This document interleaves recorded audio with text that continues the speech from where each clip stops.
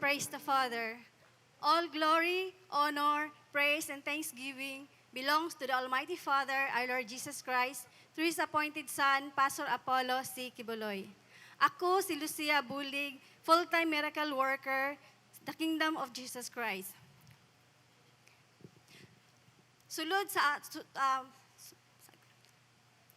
sa katulog kadikada na karon, ipadako ko sa pagtuo sa Katoliko, hangtod na kami na imbitahan sa among paryente na usa ka kingdom citizen. Ako nakita nga ang mensahe nga iyang gitudlo mao ang kamatuoran ug kini mao ang tinuod nga dalan sa paingon sa kaluwasan. Praise the Father. Hangtod niabot ang panahon nga ako ug ang akong inahan magpabautismo sa gingharian. Praise the Father. Tungod dili na ako gusto na masayang ang akong kinabuhi nga iyang gihatag, maong nakapagdesisyon ko nga ihalad kini sa amahan pinaagi sa anak. Praise the Father. Isip usa ka kingdom worker sa sulod sa gingharian, kaniadto gamay pa ang ministry, daghan pa kaayo ang kalisdanan, apan bisan pa sa among kahimtang wala gyud mi gipasagdan ni pastor. Giatiman o giamuman niya kami isip iyang pamilya. Gikan pa kaniadto hangtod karon wala gyud si pastor mausab.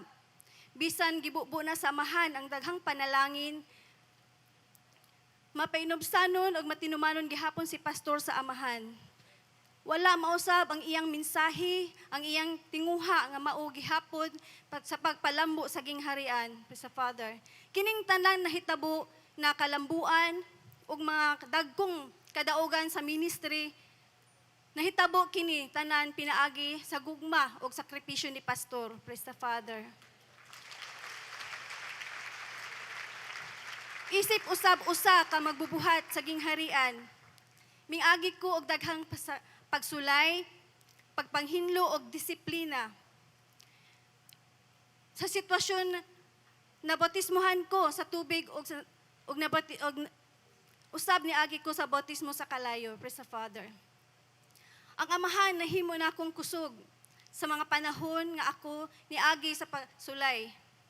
Sa panahon nga ako ginahinluan sa amahan, isa lang ang akong nahimong desisyon. Kini ang desisyon nga magpabilin sa gingharian hangtod sa kahangturan. Praise the Father. Busa kamong mga former pastoral o former workers nagpasangil og mga batok kang pastor, lakip na sa mga akusasyon nga rape. Dako kaayo ka na nga bakak, dili ka na tinuod. Sukad pa sa una, tinguhan na ni pastor nga magpatindog og mga babae nga adunay dignidad og dungganon. Pero tungod kay dili mo gusto nga mausab ang inyong kinabuhi, nang gawas mo sa pagpangalagad, unya karon ingon ginapahid kay pastor aron matabunan ang inyong kaugalingong binuhatan nga dili maayo. Apan bisan pa man sa mga bakak, dili gayud kada makapausab sa among pagtuo sa appointed Son. Praise the Father.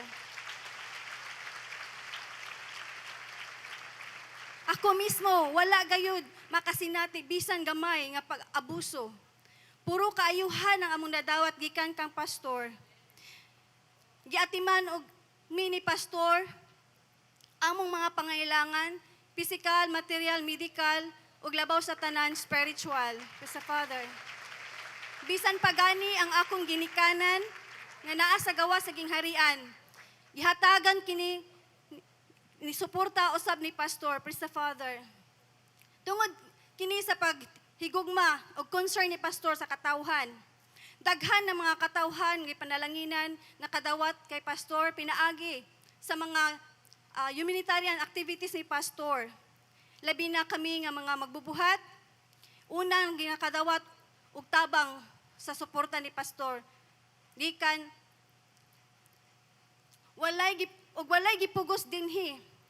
Kami mismo ang nagdesisyon na full-time worker diri sa gingharian. Makig-uban kang pastor na mahimong katimbang sa bulaton sa amahan. Gihatagan mi og kagawasan nga magbuhat og kaayuhan. Ang tanan among gihimo o ginahimo pinaagi sa gugma. Pagtuo og alang sa mga kingdom's interest, praise the Father. Wala usab kami mutugot na bisan kinsa nga mutandog sa mga kabtangan sa gingharian, praise the Father. Kay ni ami diri ligon manalipod ni ini, praise the Father. Pastor, ayaw kabalaka, niya kami uban ang tanang kingdom citizen, makig-unong kanimo sa tanang panahon. Kami nagpabiling faithful ug loyal sa amahan pinaagi sa anak, praise the Father. Salamat sa pastor sa ginhatagan ko og dakong pribilehiyo na ma-assign abroad. Isip usa ka sa isa ka pioneering sa Thailand ug Indonesia, praise the Father.